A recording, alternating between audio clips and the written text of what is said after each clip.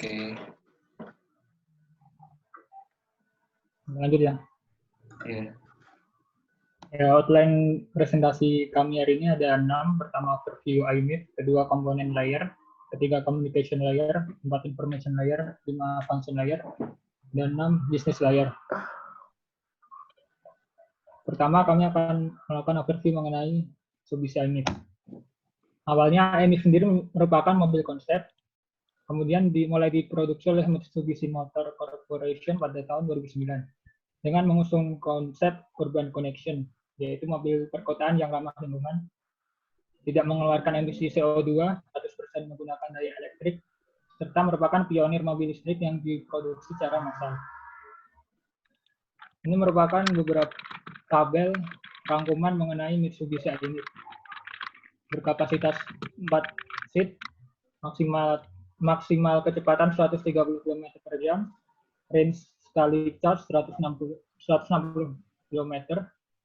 Kemudian menggunakan motor bertipe permanen magnet sinkronus, maksimal output 47 kW, maksimum torsi 180 Nm. Kemudian baterainya menggunakan lithium ion dengan 88 sel baterai, total voltage 330 volt, dan total energi 20 kWh.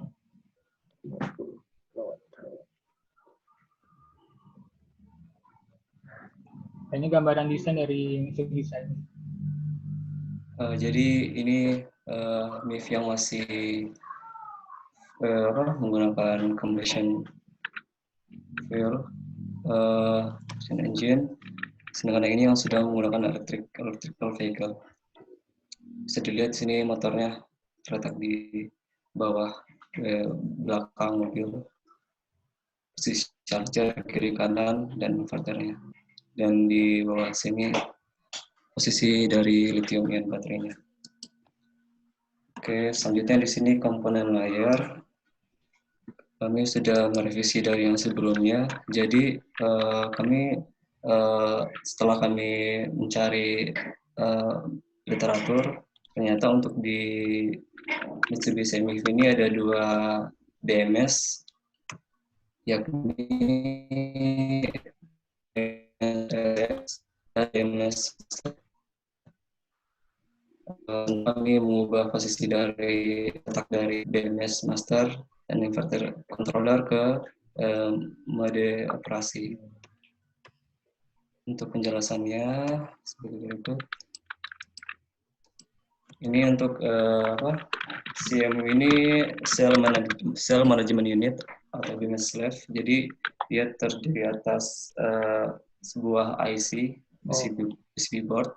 Jadi BMS slave ini ada pada masing-masing modul dari baterai. Jadi di IMIF ini ada 22 modul, nanti dibuat satu baterai pack baterainya.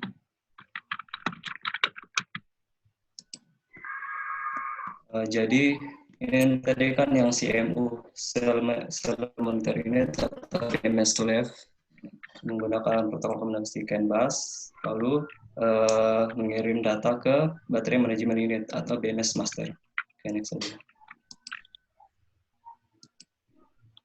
Selanjutnya ini communication layer-nya. Jadi kami revisi kemarin, untuk di communication layer ini hanya protokol komunikasi, yakni CAN bus dan Wi-Fi. Untuk CAN bus sendiri hampir semua dari komponen dari IMIF ini. Sementara untuk Wi-Fi, komunikasi antara remote dengan air conditioner ECU dan remote terhadap BMS master.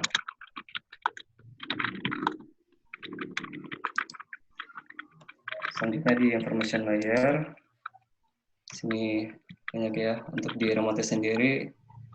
Jadi ada untuk pengiriman informasi dan ada pengaturan. Remote itu mengatur ada pengaturan charging time-nya, pengisian baterainya, dan BMS master ini memberikan informasi tingkat pengisian baterai. Bisa dilihat banyak juga yang disebutkan. Ada peran arus dan temperatur setiap sel baterai. Selanjutnya, mana lagi yang mau dijelaskan ya? Untuk di combination meter ini, dari BMS Master memberikan informasi berupa SLC, tegangan baterai, dan sisa jarak tempuh dari mobil. Yang ini EVSE ini untuk ke BMS Masternya dia memiliki fungsi untuk memutus kontaktors jika terjadi kelebihan arus DC. Banyak saja. Selanjutnya di function layer.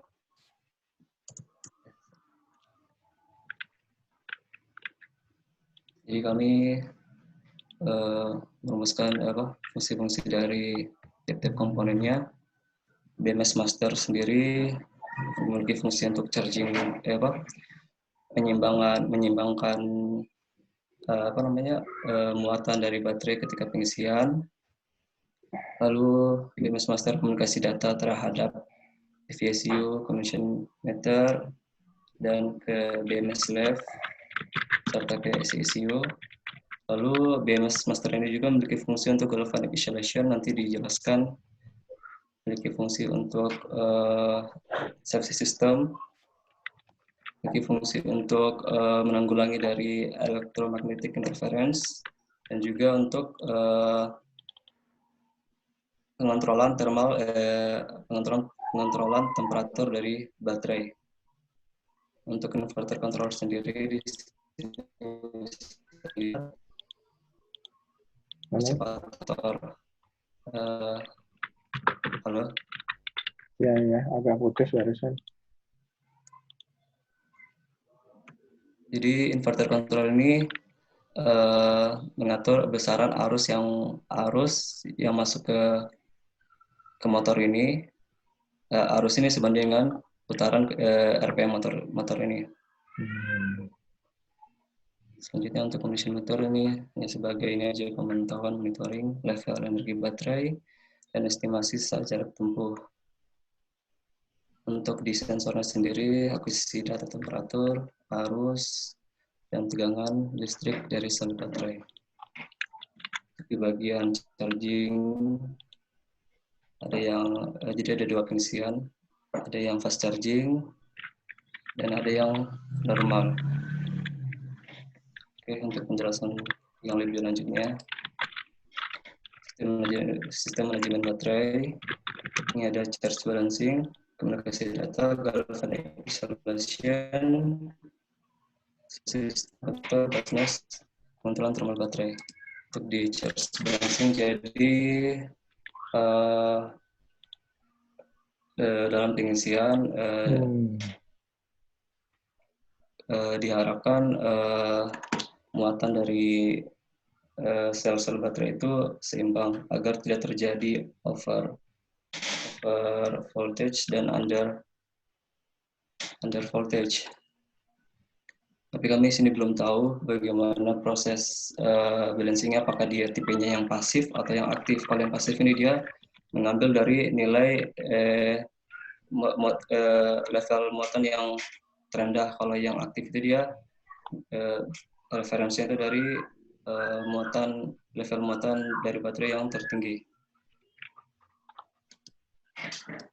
Ini ada beberapa penyebab kenapa baterai terjadi keterseimbangan.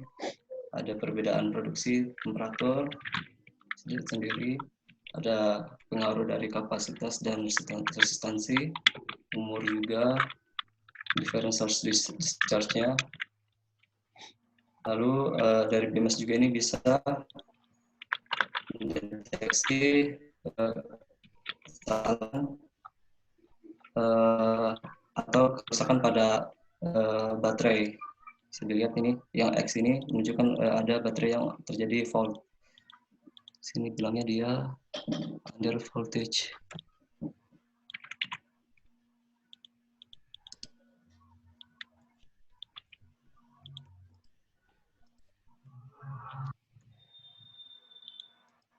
yang tadi yang kontaktor, jadi ketika ada jadi di BMS ini ada kontaktor yang menghubungkan modul-modul dari baterai. Untuk secara lebih jelasnya ini bentuk dari kontaktornya. Jadi ketika ada arus berlebih, nanti otomatis akan memutus rangkaian. Seperti ini bukan IMIF, tapi contohnya aja seperti gini, mekanisme pemutusan rangkaian ketika terjadi arus berlebih. Jadi ketika ada arus berlebih, kontaktornya akan putus. Seperti begitu. Untuk di BMS juga ini, untuk safety lanjutnya lagi ada juga ini apa namanya fusor. Jadi ketika ada arus berlebih juga fusor belum putus sehingga melindungi komponen yang lain. Untuk RAM system dia untuk berikan mengatur charging timernya, mengatur mode apa namanya mode pengaturan temperatur atau climate controlnya, lalu mengatur dari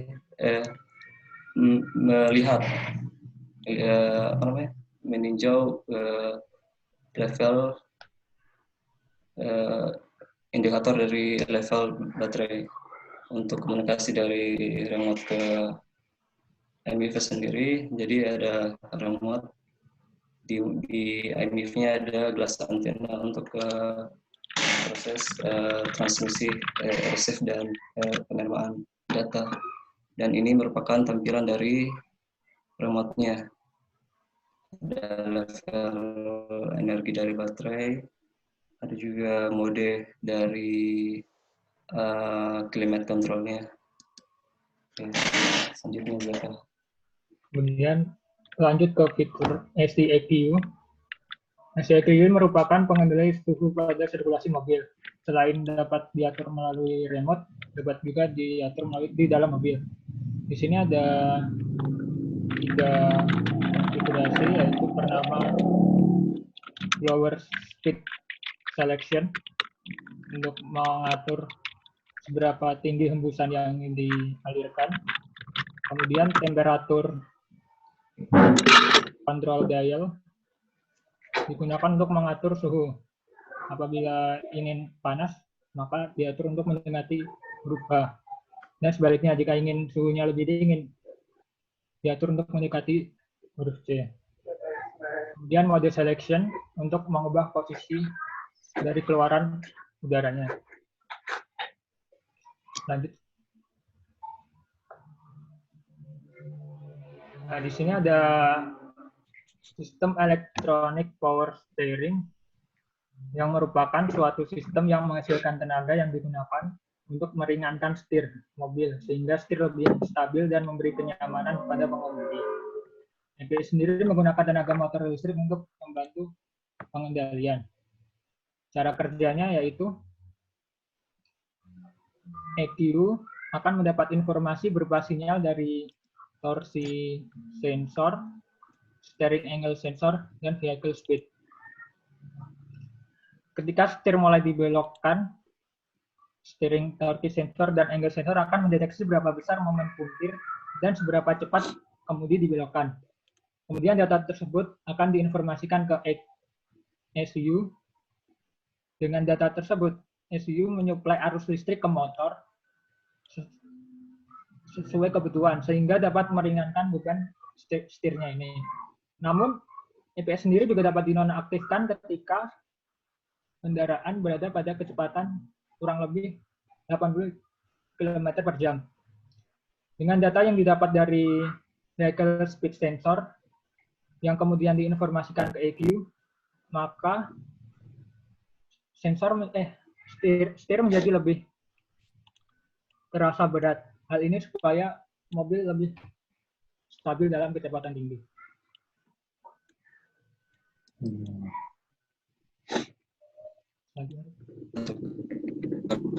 Tadi juga ada yang fast charging, ada yang normal. Kalau yang fast charging itu yang 8 jam. Yang ini yang fast charging, ini yang normal. Kalau yang fast charging itu 30 menit. Kalau yang normal 8 jam untuk pengisiannya.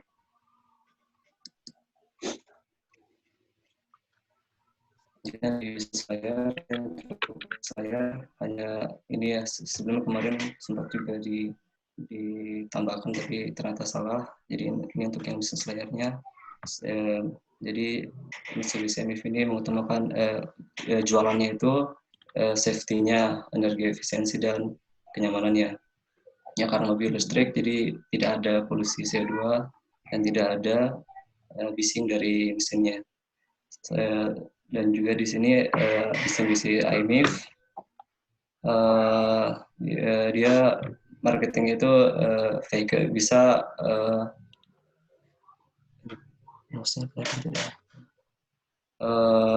vehicle to home, jadi bisa dari mobil bisa mengisi daya ke rumah atau sebaliknya. Udah gitu aja presentasi hari ini.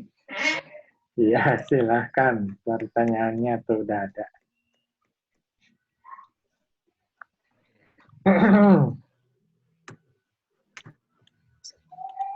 Silahkan nanti kalau ada yang mau mengomentari juga, mangga. Kenapa disconnect? Gimana cara lihat chatnya ya kalau lagi share screen? Di bagian atas,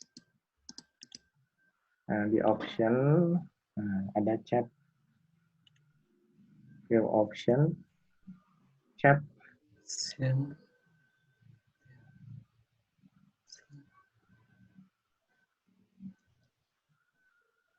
Ada? Oh ya ada.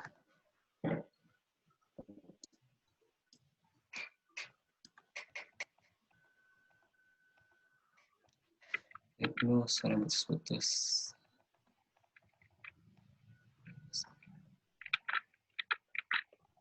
Freezer untuk bagian operasi, maksudnya remote pada BMS itu mengatur apanya ya? Si kurang paham. Jadi yang remote tadi ya. Kalau remote ini dia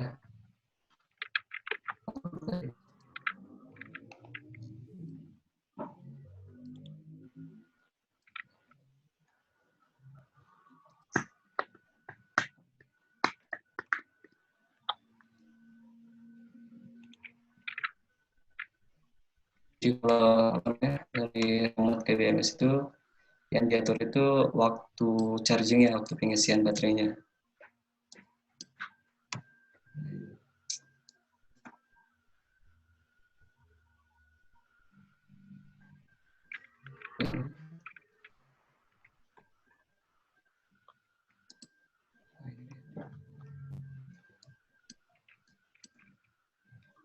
Ya dari remote ke BMS Seedmaster ini dia mengatur waktu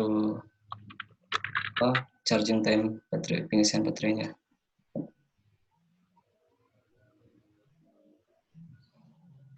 Selanjutnya saya mau nambahin yang remote BMS itu intinya kan itu kita bisa atur kapan kita mau ngecas.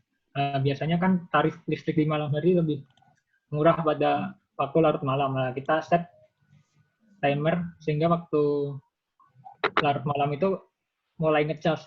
Jadi intinya timer buat pengisian baterainya bisa kita atur.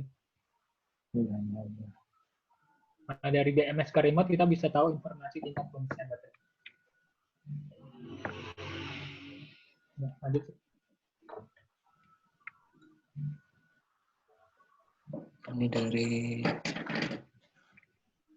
Pak Partano, saya cukup paham di arena balancing baterai. Pengaruh seperti apa sehingga harus dibalancing? Lalu apakah ada pengaruh pada umur baterai itu sendiri? Ya ada.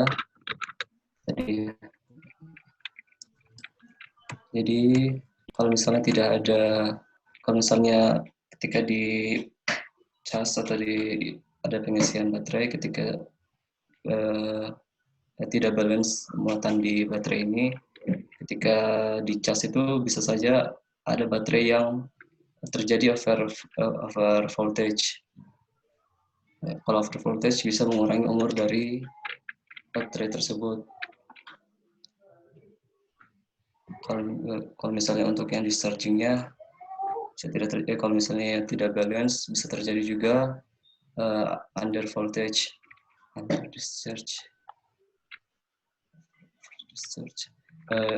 Ya kalau sama juga kalau misalnya terjadi under voltage ini bisa mengurangi performansi dari baterai itu sendiri.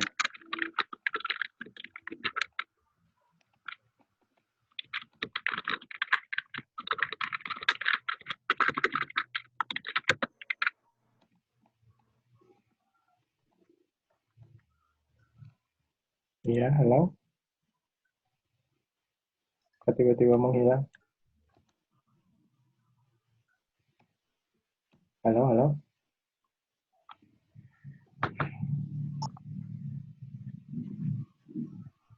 Ya, sebagai tambahan di sistem baterai itu mekanisme ini yang paling sulit dikontrol tuh.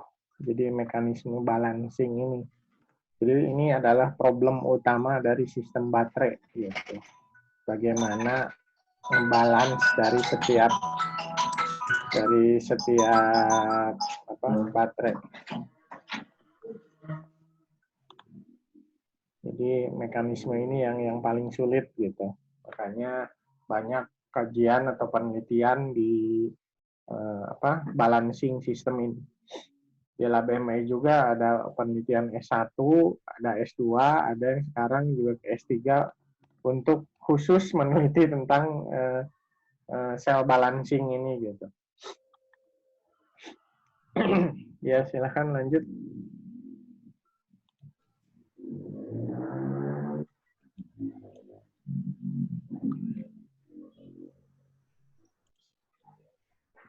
Masih ya.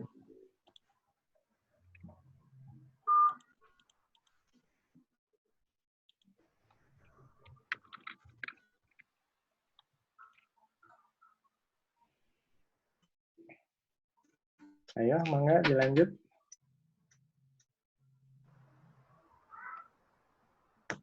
Sitin, Jaka.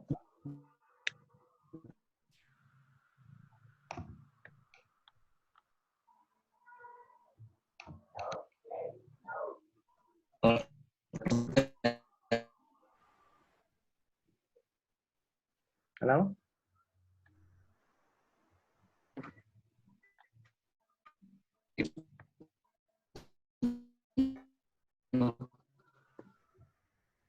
Aduh, putus-putus nih.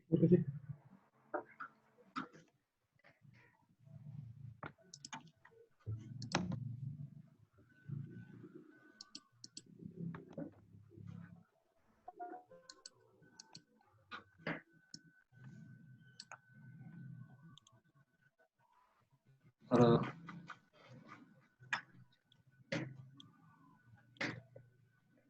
Ya, chatnya hilang. Nih. Chatnya hilang. Tuh. Pertanyaan Ibnu, boleh dijelaskan mekanisme balancing baterai kira-kira yang aktif atau pasif? Untuk yang ini kami saya nyari, tapi belum dapat nih dia yang aktif atau pasif. Jadi gitu Ibnu, saya belum dapat informasi ini.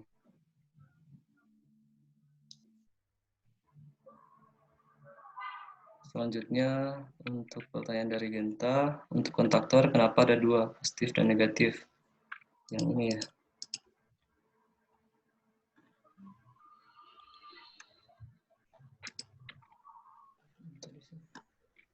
Bawah. Ini ya.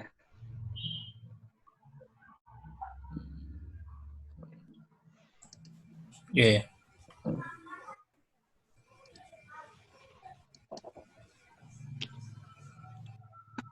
Oh, ini contoh dari kendaraan lain sih. Cuma lihat di sini ya, yang di baterainya untuk kontaktornya itu dia memutus apa namanya, Saya juga belum paham juga sih, sebenarnya bisa memutus untuk pengisian charging CDMA dari pemutusan dari FESU. Kalau dari gambar ini kayaknya kurang terlihat deh. Saya untuk yang kontaktornya juga belum terlalu menggali lebih dalam lagi. Cuma kalau dilihat dari fisiknya, jadi ketika ada arus berlebih, kontaktor ini akan putus. Kayak gitu kan. Jadi kenapa ada dua? Kalau yang ini dari kendala lain, Pak. Ini contoh aja kalau misalnya ada proses pemutusan kontaktornya. Cuma Iya. kalau yang dari IMEI sendiri, saya nggak tahu juga sih kalau misalnya. Ya, Kalau yang ini yang positif. Secara logika kenapa ada dua?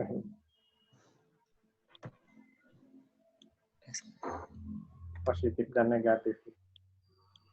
Kontaktor ini sama ini ya? Ya.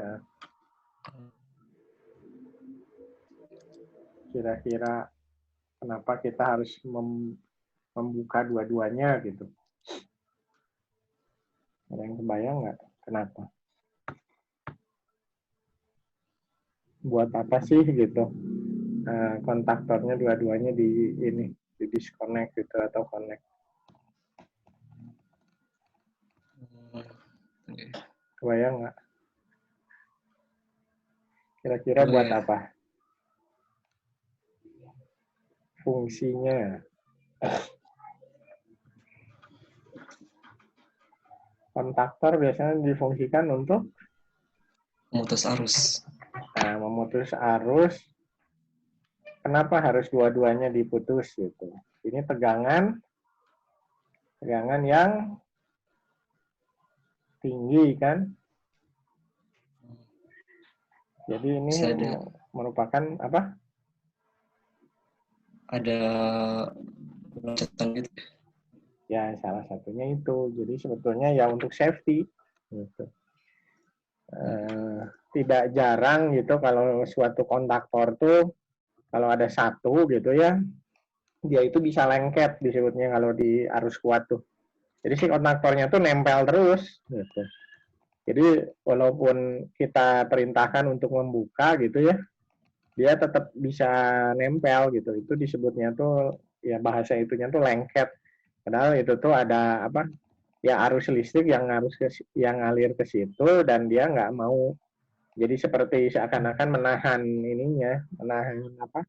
kontaknya gitu. Nah, dua-duanya itu ya salah satu bentuk untuk safety gitu. Kalau satu gagal, bisa yang satu lagi. Tapi Pak, di mana-mana kalau kita dalam safety itu, jadi ketika di connect atau di connect itu langsung dua-duanya gitu, plus minus. Walaupun sebetulnya satu juga kan cukup gitu. Tapi paling aman itu dua-duanya gitu, positif negatif gitu. Terima kasih atas bantuannya, Pak. Ayo satu lagi itu biar pas 5 nih, Ranggo buru ngilang Ranggo.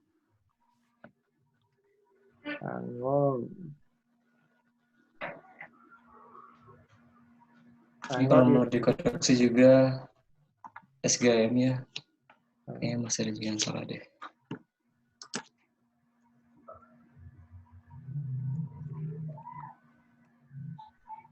Jadi silakan bertanya atau mengkoreksi. Yang lain ada? Selain Ranggo, ayo.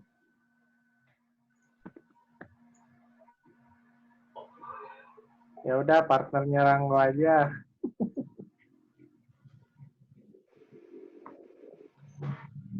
Ayo Genta, tambahin Genta. Satu lagi.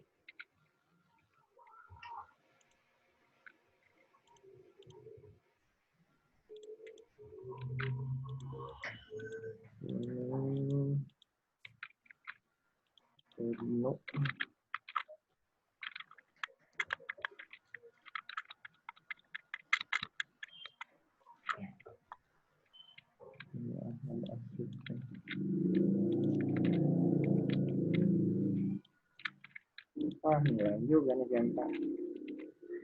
Pak, Ayo, siapa ya, yang bersuara? Genta, Pak.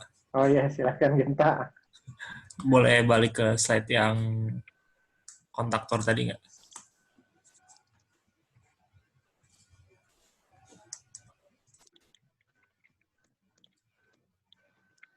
Oke.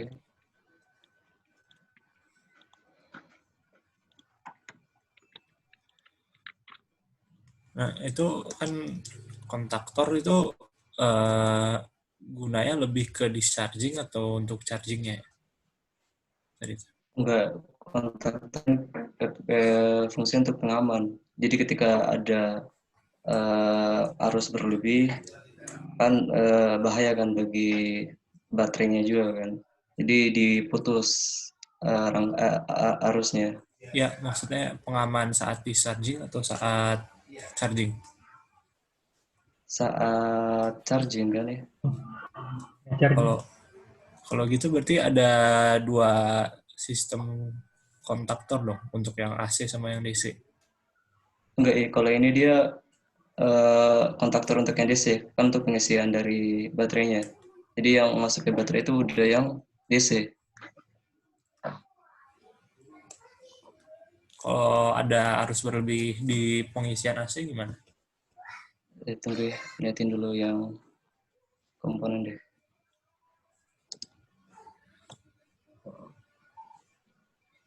Nah, ini kan tadi kan BMS-nya. Jadi baterainya itu, ini kan yang AC kan di-convert dulu jadi DC. Jadi semua yang masuk ke baterai ini semuanya harus DC.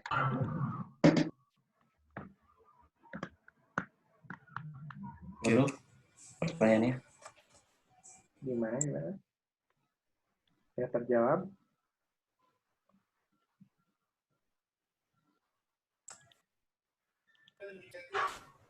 Ya terjawab Genta. Jawab, Pak. Oke. Mungkin ada lagi yang lain, satu lagi. Mau langsung bertanya? Kalau tidak ada, ya udah dicukupkan aja. Ya, enggak. Oke, demikian presentasi kami. Mohon maaf jika banyak kekurangan. Assalamualaikum warahmatullahi wabarakatuh. Waalaikumsalam warahmatullahi wabarakatuh. Oke, kan rencananya hari ini 4 ya, sama tim CCS. Tapi kita cukupkan aja dulu 3 ya. Jadi CCS minggu depan kita geser ke minggu depan. Jadi minggu depan CCS, Cybertruck, Prius, dan BYD harap siap-siap ya. Sekali lagi CCS, Cybertruck, Prius, BYD,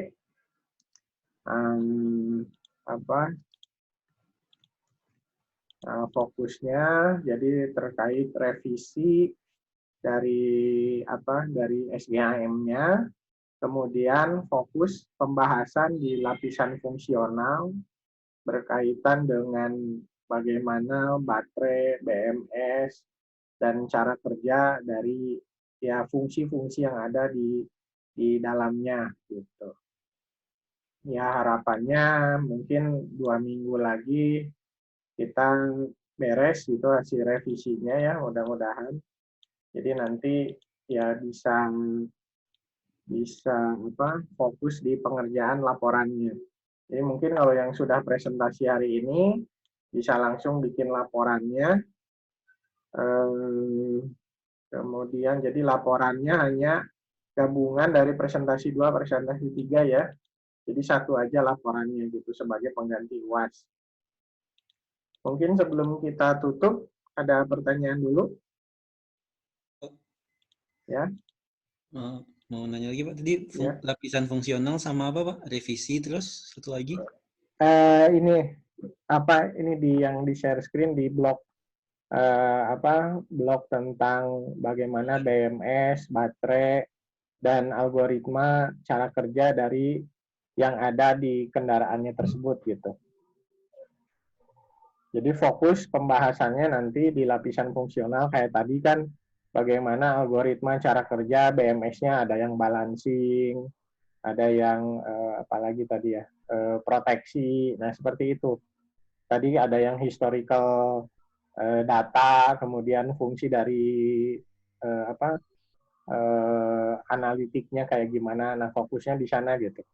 Jadi diarahkan pembahasan lapisan fungsional gitu. Itu mungkin ya. Ada pertanyaan lagi? Format laporannya gimana, Pak? Sama seperti format laporan 2.